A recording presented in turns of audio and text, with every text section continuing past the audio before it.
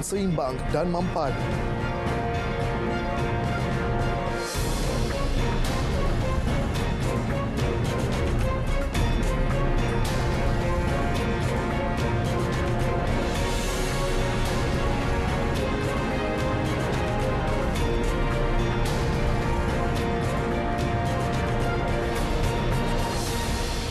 Selamat malam dan salam sejahtera. Anda bersama saya Muhajir Nasami, Berita Parlimen. Persidangan Dewan Rakyat hari ini tertumpu kepada pembentangan rancangan Malaysia ke-12, hala tuju yang bakal memacu negara bagi tempoh 5 tahun sehingga 2025. Usul berkenaan dibentangkan Perdana Menteri Datuk Seri Ismail Sabri Yaakob pada 11.30 pagi sebaik selesai sesi pertanyaan bagi jawab lisan. Bertemakan keluarga Malaysia, makmur, inklusif, mampan, RM ke-12 bukan hanya untuk menjana kekayaan negara semata-mata, sebaliknya membolehkan rakyat menikmati taraf hidup lebih baik. Menerusi RM ke-12, 400 bilion ringgit diperuntuk bagi perbelanjaan pembangunan, peningkatan 35% berbanding RM ke-11. 9 fokus utamanya ialah merancangkan pertumbuhan ekonomi, memperkukuh pemangkin pertumbuhan, meningkatkan kesejahteraan keluarga Malaysia, memantapkan keselamatan dan ketenteraman awam, membasmi kemiskinan tegar dan merapatkan jurang pendapatan. Fokus lain, memperkasa agenda Bumiputera dan keluarga Malaysia, melonjakkan pembangunan Sabah, Sarawak dan negeri kurang membangun, mempercepat pertumbuhan hijau dan meningkatkan kecekapan penyampaian perkhidmatan awam dan memastikan pelaksanaan dasar yang berkesan. Peruntukan besar yang disediakan kerajaan untuk merapatkan jurang ekonomi antara kawasan berbangun dengan luar bandar dianggap tepat pada masanya untuk mewujudkan pembangunan seimbang seluruh negara. Untuk itu, Menteri Pembangunan Luar Bandar Datuk Seri Mazli Khalid menegaskan pasukan petugas khas atau task force perlu diwujudkan bagi memastikan sasaran berkenaan tercapai apabila tempoh rancangan Malaysia ke-12 berakhir nanti. Kita nak kena ada cukup task force lah. Kita kena ada cukup task force yang nak bergerak. Kalau satu projek tu nak jalan, berapa, katalah ambil bekalan air luar bandar lah. Dia ada 1 tahun tu dah berapa. Dan proses dia macam mana. Dan macam mana rakyat yang akan dapat. Jadi task force kena ada, timeline kena ada.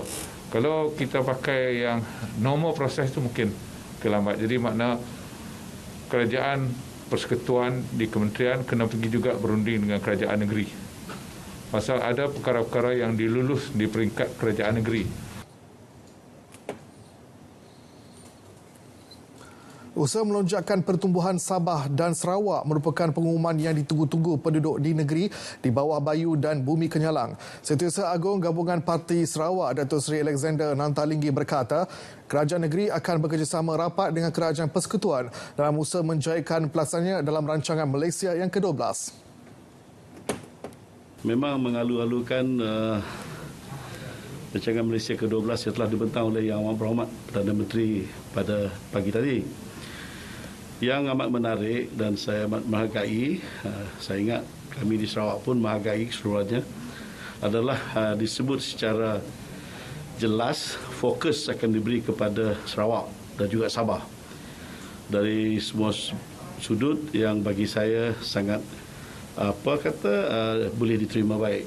Dari segi nak merapatkan jurang antara pembangunan negeri di Semenanjung ini bersama Sarawak dan Sabah. Artinya pembangunan infrastruktur asas akan diperhebatkan dan sebagainya. Selain daripada itu, ditekan juga pada pembangunan sosioekonomi. Itu yang penting, ya.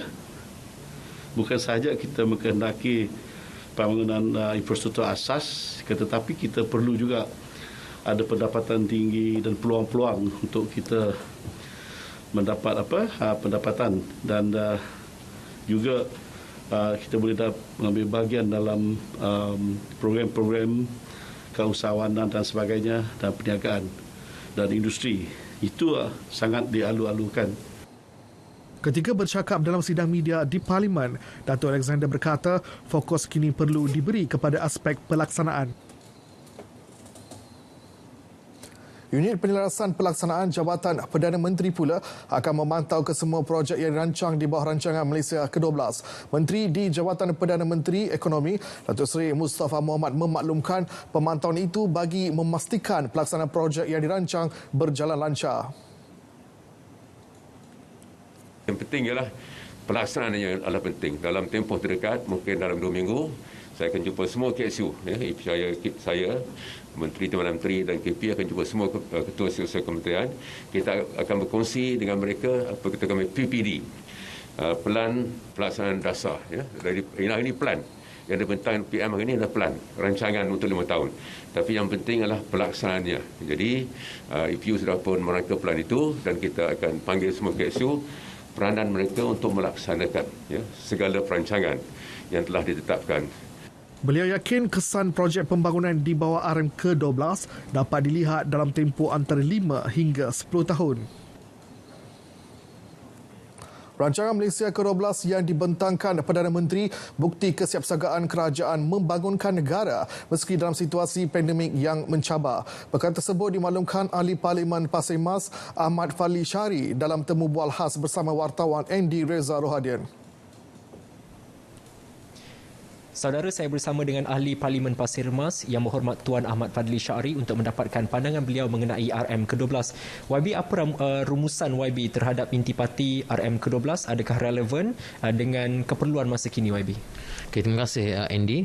Apabila saya mendengar pembentangan RM ke-12 yang telah dibuat oleh Yang Berhormat Datuk Seri Perdana Menteri sebentar tadi, ia merupakan, bagi saya ialah merupakan satu pembentangan perancangan 5 tahun yang boleh dipuji dan perancangan yang cukup lengkap dengan mengambil kira suasana wabak pandemik COVID-19 yang sedang berlaku pada sekarang ini. Dan bagi saya, kerajaan sudah cukup bersedia untuk menghadapi apa jua kemungkinan yang akan berlaku dalam masa kita sedang menghadapi wabak pandemik ini, termasuklah mengambil kira kita mungkin akan mencapai herd immunity dalam masa yang terdekat. Dan Perdana Menteri telah pun meletakkan beberapa benchmark, antara lainnya ialah dengan meletakkan satu cita-cita untuk menjadikan kerajaan ini sebagai kerajaan berprestasi tinggi. Dan juga di awal ucapannya itu, Perdana Menteri telah pun meletakkan sasaran untuk memberikan tumpuan yang lebih kepada beberapa buah negeri yang masih perlu diberikan perhatian seperti Kelantan, Kedah, Perlis, Terengganu, Sabah dan Sarawak yang akan mendapat lebih 50% daripada keseluruhan dana pembangunan daripada kerajaan. Apa fokus RM ke-12 yang paling menjadi tumpuan oleh YB? Pada saya, saya lebih memberikan tumpuan mengambil perhatian dari sudut pembangunan anak muda. Dan apabila Perdana Menteri mengumumkan bahawa dalam masa RMK-12 ini berlangsung, kerajaan meletakkan sasaran 500,000 unit rumah mampu milik akan berjaya dibina, berbanding dengan 282,000 rumah mampu milik yang telah dibina semasa RMK-11. Ini berarti sasaran peningkatan 100% atau 1 kali ganda, memberikan khabar baik kepada anak-anak muda. Begitu juga apabila Perdana Menteri meletakkan satu keyakinan, walaupun ia tidak ada kaitan secara khusus dengan RMK, tetapi anak muda berumur 18 tahun akan diberikan hak untuk mengundi sebagaimana telah diumumkan sebelum daripada ini. Ia memberikan satu lagi khabar gembira kepada orang-orang muda dan ditambah pula dengan pengumuman Pelan Pemerkasaan Belia Nasional Kebangsaan yang diumumkan tadi, dan juga pusat pembangunan belia yang pertama sekali akan dibina di Malaysia ini. Saya kira itu satu berita gembira kepada anak-anak muda. Cuma tinggal lagi apakah perancangan demi perancangan ini dapat dilaksanakan sesuai dengan situasi ekonomi kedudukan keuangan negara. Begitu juga sebagai kami dari Kelantan, saya sangat-sangat bersyukur apabila diletakkan sasaran lebuh raya Kuala Krai Gua Musang akan siap dibina pada tahun 2025 secara keseluruhannya. Begitu juga lebuh raya Pantai Timur yang menghubungkan daripada Gemuruh ke Kota Baru juga akan siap dibina pada akhir tahun tahun 2022. Jadi ini perancangan yang telah diletakkan oleh RMK 12 ini. Ada beberapa lagi aspek yang saya kira perlu untuk diberikan perhatian, terutamanya pembinaan ECRL, begitu juga pembinaan pembesaran lapangan terbang, pembinaan tempatan banjir yang tidak disebut secara khusus dalam ucapan Perdana Menteri sebentar tadi. Saya kira ini boleh dibangkitkan dari masa ke semasa. Tetapi pada saya, Kelantan telah diberikan perhatian yang secukupnya di dalam RMK 12 ini, dan apakah ia akan dilaksanakan ataupun mungkin akan berdepan dengan pelbagai situasi, kita akan lihat dari masa ke semasa. YB dokumen hala tuju pembangunan negara sudah pun disediakan. Cabarannya kini adalah aspek pelaksanaan. Bagaimana YB melihat kepentingan kerjasama baik dari blok kerajaan maupun pembangkang untuk memastikan setiap yang dirangka dalam RM ke-12 ini benar-benar berjaya?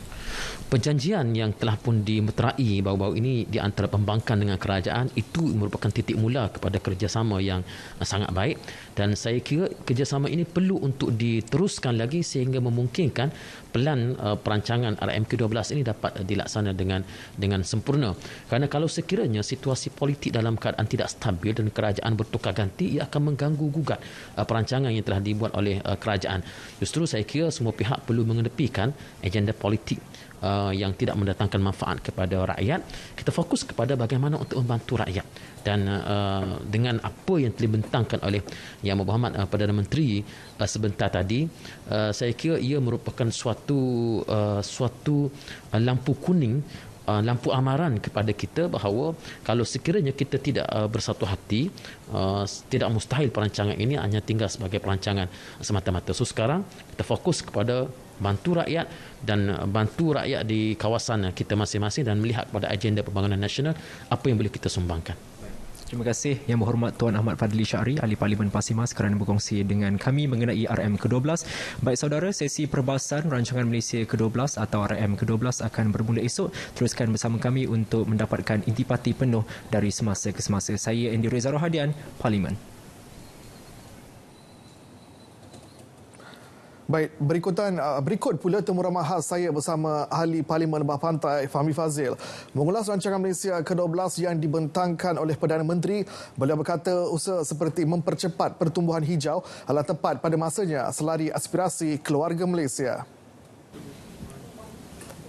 Baik, rancangan Malaysia ke-12 telah pun dibentangkan pada hari ini yang telah meliputi beberapa isu, termasuk isu kebajikan sosial rakyat dan juga pembangunan projek yang berpaksikan kepada kebajikan rakyat berikutan negara kita sedang berhadapan dengan pandemik COVID-19. Baik, bagi mendapatkan reaksi berkenaan dengan rancangan Malaysia yang ke-12 yang telah dibentangkan oleh Yang Berhormat Perdana Menteri pada hari ini, saya bersama dengan Ahli Parlimen Lembah Pantai iaitu YB Fahmi Fazil. Terima kasih YB kerana sudi bersama kami pada hari ini. Mungkin YB boleh menjelaskan tentang reaksi YB bagaimana selepas Yang Berhormat Perdana Menteri membentangkan rancangan Malaysia yang ke-12 pada hari ini. Ya, terima kasih. Saya masih meneliti dokumen yang agak besar dalam 556 muka surat. Tapi dari ucapan yang diberi oleh Yang Berhormat Perdana Menteri tadi, ada beberapa perkara yang saya rasa sangat penting untuk masa depan negara selain daripada pertumbuhan ekonomi yang lebih mampan pasca pandemik, iaitu isu kelestarian dan kemampanan tenaga. Ini satu perkara yang sangat penting kerana kita baru baca laporan berkenaan dengan dan ini akan mendatangkan kesan kepada banyak kawasan di Malaysia. Jadi sebagai seorang pengubal undang-undang, sebagai seorang ahli parlimen, semestinya saya ingin lihat perincian kepada dokumen tersebut, dan saya harap dalam hari-hari yang akan datang kita akan dapat membahaskan rancangan Malaysia ke-12 supaya manfaat yang paling banyak dapat dirasai oleh segenap lapisan masyarakat, bukan sahaja di kawasan bandar tapi juga di kawasan luar bandar, untuk pastikan jurang di antara wilayah itu dapat kita kurangkan dan masalah kemiskinan dapat diatasi bersama, insya-Allah. Baik, YB, jika kita lihat di bawah RMK ke-12, kita lihat 9 fokus utama telah diletakkan di bawah RMK untuk dicapai dalam tempoh 2021 sampai 2025. Jadi pada pendapat YB, antara fokus-fokus tersebut, fokus mana yang dilihat akan membantu memacu pertumbuhan negara selepas negara kita mengalami krisis selepas dilanda pandemik COVID-19? Ya, saya lihat bila dalam dokumen ini dia mengetengahkan satu takrif baru, ya, bukan lagi PKS tapi PMKS, ya, perusahaan mikro, kecil dan sederhana. Bagi saya ini menunjukkan di pihak kerajaan sedang meneliti bahawa ada satu sektor yang penting yang perlu diberikan bantuan untuk menghidupkan semula ekonomi. Kita tahu, kita sedar Malaysia adalah sebuah ekonomi yang bukan sahaja terbuka tapi export oriented, tapi masa yang sama dari segi sentimen dalam negara, kita perlu pastikan perniagaan-perniagaan dapat hidup semula dan rakyat Malaysia dapat kerja, kerana hampir 70%, ya, lebih daripada 70% rakyat Malaysia bekerja dengan PMKS. Jadi ini satu sektor yang sangat penting, ya, untuk masa depan negara kita. Dan saya lihat satu lagi perkara yang agak penting ialah dari segi teknologi, ya, dan juga dari segi internet, ya, dan 4G dan 5G. Ini perkara-perkara yang agak penting, dan kita lihat masalah-masalah yang dihadapi sebelum ini, termasuklah capaian internet dan capaian 3G, 4G di kawasan-kawasan pedalaman.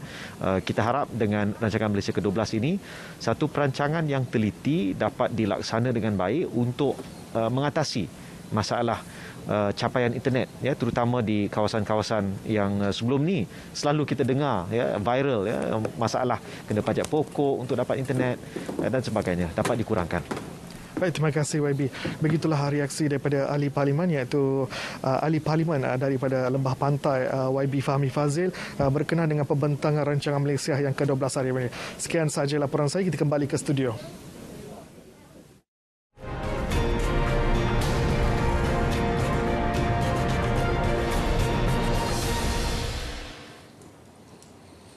Baik, Malaysia masih kekal kompetitif dan berdaya saing dalam menarik pelabur asing ke dalam negara.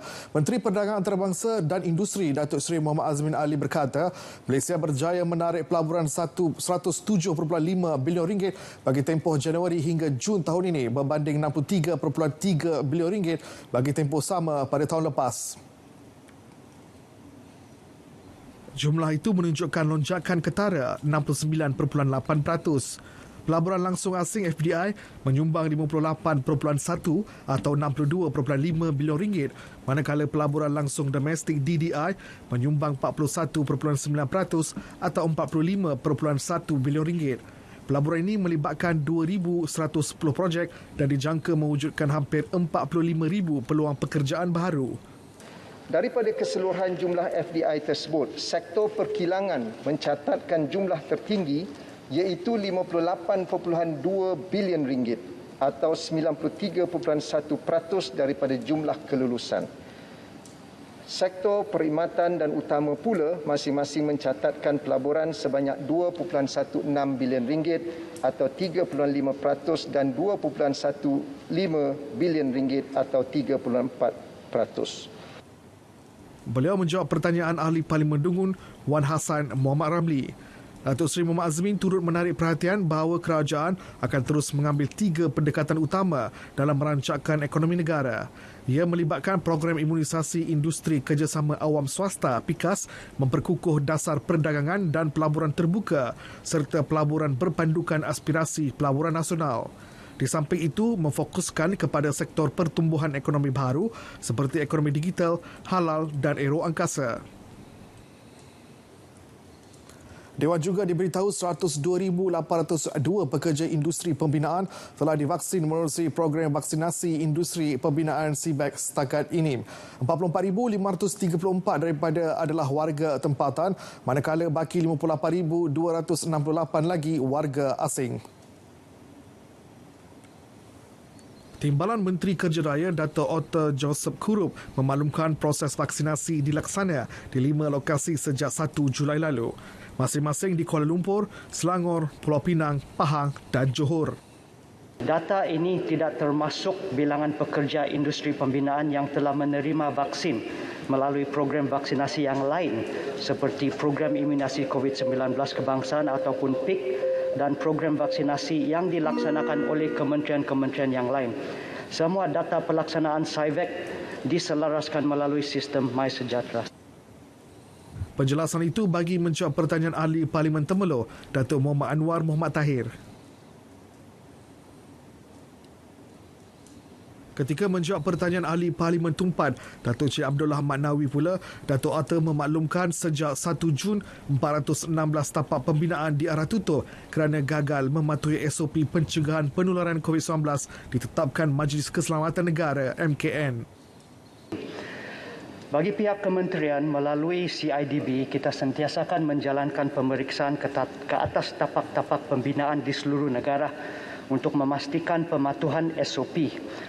Untuk maklumat yang berhormat, sehingga 26 hari bulan September, sebanyak 10,087 tapak pembinaan telah diperiksa oleh CIDB sejak 1 hari bulan Jun tahun ini, dan daripada jumlah itu sebanyak 5,317 tapak pembinaan didapati beroperasi, manakala 4,770 tidak beroperasi. 416 tapak pembinaan diarah tutup berikutan kegagalan untuk mematuhi SOP.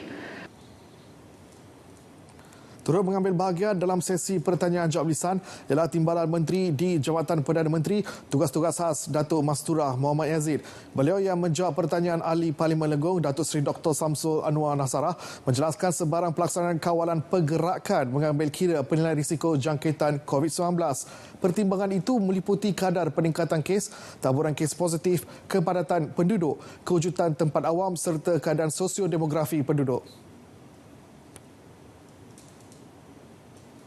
Kerajaan telah mempertimbangkan pendekatan baharu dalam menguruskan bilangan kes positif dan pada masa yang sama berusaha untuk memulihkan kembali ekonomi negara. Kini, fokus utama kerajaan adalah kepada pelan pemulihan negara PPN secara berfasa dan hanya akan melaksanakan PKP diperketatkan berdasarkan lokaliti yang mempunyai kadar jangkitan setempat yang tinggi. Kadar vaksinasi turut dipertingkatkan, Yang Berhormat, bagi membantu mengurangkan kesan jangkitan kes harian yang tinggi. Tambahnya, penelitian kerajaan dalam mengurangkan jumlah prosedur operasi standard SOP sedia ada seperti yang diumumkan pada 14 September lalu dijangka dapat diselesaikan sebelum ke fasa endemik. Dewan juga dimaklumkan skim wilayah bebas berniaga akan tetap diteruskan bagi membantu golongan peniaga kecil yang terjejas akibat COVID-19 di seluruh wilayah persekutuan. Timbalan Menterinya Datuk Seri Jalaluddin Alias memaklumkan lokasi gerai terlibat bagaimanapun hendaklah tidak mengganggu ketenteraman serta terjaga kebersihannya. Yang keduanya, soal pengecualian 50% premis-premis di bawah Kementerian Wilayah akan diteruskan mengikut keadaan dan tempoh-tempoh yang tertentu selagi kita dikenakan perintah kawalan pergerakan atau PKP untuk membantu golongan usahawan. Yang ketiganya, Kementerian juga memperuntukkan bantuan 300 bantuan antara 5,000 ke 10,000 bagi sebagai inisiatif Kementerian Wilayah Persekutuan dengan kerjasama agensi-agensi di bawah kementerian untuk membantu peniaga-peniaga yang sangat terkesan hasil daripada pandemik COVID ini. Beliau menjawab pertanyaan tambahan Wakil Pontian Datuk Seri Ahmad Maslan. Skim wilayah bebas berniaga diperkenal tahun lalu bagi membolehkan orang ramai di 3 wilayah persekutuan untuk membuka gerai atau perniagaan secara kecil-kecilan di kawasan yang sesuai secara percuma. Ini pula langkah bagi membantu ekonomi yang terjejas susulan banjir dan fenomena kepala air di Kedah. Kementerian Pelancongan akan berbincang dengan kerajaan negeri bagi membantu industri pelancongan Gunung Jera yang terjejas akibat banjir pada Ogos lalu. Menteri di Jabatan Perdana Menteri Tugas-Tugas Khas, Datuk Dr. Abdul Latif Ahmad menarik perhatian bahawa pelbagai bantuan akan turut disalurkan kepada penduduk terjejas di Yan termasuk pemulihan infrastruktur. Selain itu, 3.95 juta ringgit diperuntuk bagi melaksanakan kerja kecemasan di kawasan yang terkesan. Manakala 50.71 juta ringgit diperuntuk bagi menaik taraf sungai dan sistem saliran sepanjang 27 km yang bakal dilaksanakan oleh Kementerian Alam Sekitar dan Air. Kementerian Pembangunan Luar Bandar pula memperuntuk 3 juta ringgit bagi membantu membaik pulih rumah penduduk yang rosak. Sementara Kementerian Pertanian dan Industri Makanan mempertimbang bantuan melalui peruntukan pembangunan semula projek agro makanan PPSPA untuk disalurkan kepada petani yang terjejas. Langkah Kerajaan Persekutuan dalam membantu kawasan dan juga mangsa yang terkesan ekoran daripada terjadinya kepala air Yan yang berlaku pada 18 bulan 8 adalah seperti yang diumumkan oleh Yang Amat Berhormat Perdana Menteri sempena lawatan beliau 23 bulan 8 iaitu 3 hari selepas beliau mengangkat sumpah. Bagi penduduk yang terjejas akibat fenomena kepala air di Yan, Agensi Pengurusan Bencana Negara NADMA mempertimbang permohonan bantuan Jawatan Kuasa Pengurusan Bencana Negeri Kedah iaitu bantuan khas kematian RM30,000 kepada 6 waris mangsa dan bantuan wang ihsan RM542,000 kepada 1,084 ketua isi rumah yang terjejas. Jabatan Kebajikan Masyarakat juga menyalurkan bantuan melalui tabung bantuan segera RM300 kepada setiap 4 ketua isi rumah, bakul prihatin, barangan pasca bencana dan bakul makanan negeri. Dalam sesi yang sama, Timbalan Menteri Sains, Teknologi dan Inovasi Datuk Ahmad Amzad Hashim berkata lesen pengoperasian kilang Linus masih berkuat kuasa sehingga 2 Mac 2023. Adalah tidak benar. Lesen pengoperasian kilang Linus telah disambung sehingga bulan Mac 2022 kerana tempoh lesen sedia ada syarikat Linus Malaysia Sdn Bhd masih berkuat kuasa daripada 3 Mac 2020 sehingga 2 Mac 2023. Sebelum ini, Menteri Sains, Teknologi dan Inovasi Datuk Seri Dr. Adam Baba mengesahkan bahawa Linus Rare Earths telah diberikan lanjutan masa untuk membina kemudahan tapak pelupusan kekal PDF. Tarikh akhir ditetapkan pada 3 September tahun ini, namun syarikat perlombongan itu kini mempunyai masa hingga Mac 2022 untuk membina kemudahan tersebut. Datuk Ahmad Amzad menjawab pertanyaan Ahli Parlimen Kuantan, Fuzia Saleh. Tiada sebarang kertas siasatan dibuka oleh pihak berkuasa ke atas mana-mana individu atas dakwaan mencuri wang Lembaga Tabung Haji TH. Demikian nyatakan Timbalan Menteri di Jabatan Perdana Menteri Hal Ehwal Agama, Datuk Ahmad Marzuq Syahri. Setakat ini, tidak ada sebarang kertas siasatan dibuka ke atas mana-mana pihak atas tuduhan mencuri wang tabung haji, termasuklah ke atas Yang Berhormat Baling yang sering kedengaran. Datuk Ahmad Marzuq menyatakan demikian ketika menjawab pertanyaan Datuk Seri Abdul Aziz Abdul Rahim. Wakil Baling itu mahukan pengesahan sama ada terdapat kertas siasatan dibuka bagi sebarang tuduhan melibatkan kecurian wang TH membabitkan pengurusan tertingginya sebelum tahun 2018. Baik, sekian laporan sidang Dewan Rakyat. Sebagai keluarga Malaysia, pastikan anda sihat dan tidak bergejala sebelum pergi melancong. Saya Muhammad Cina Sami, selamat malam dan salam sejahtera.